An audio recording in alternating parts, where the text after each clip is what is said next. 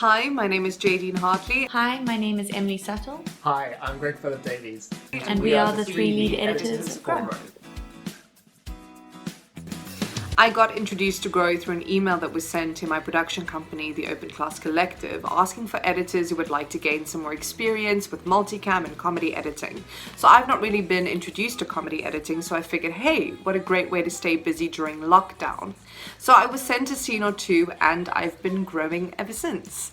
How did I get involved with Grow? I don't even know myself really, still to this day. I just woke up one day, there was an email in my inbox about a creative project, about being filmed and kind of located in South Africa during the first 3 weeks of lockdown, looking for people to come on board. And I thought that especially during lockdown when we're all trapped in our houses, it would be a great way to just have this creative outlet, and so I thought it was a great idea to jump on board as quickly as I could. I got roped to another project from my third year mentor when I was studying acting at City Varsity. She recommended me to Estelle because of my animation background.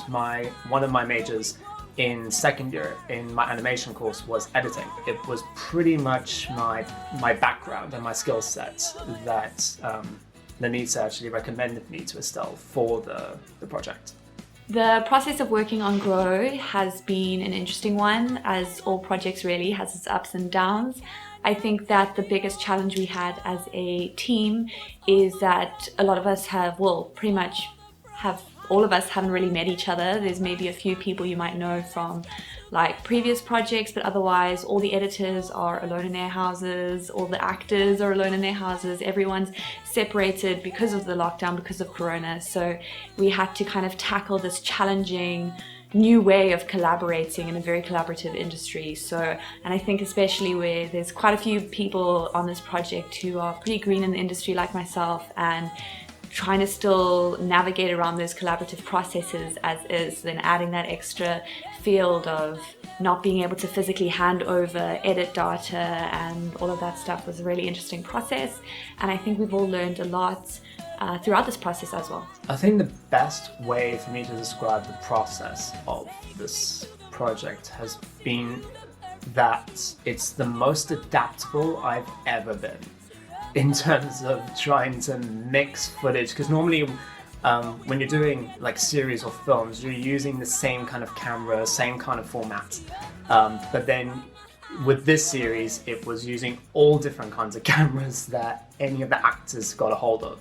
So it was very fascinating to get all kinds of footage and put that together for like episodes and make it look seamless at the same time as well.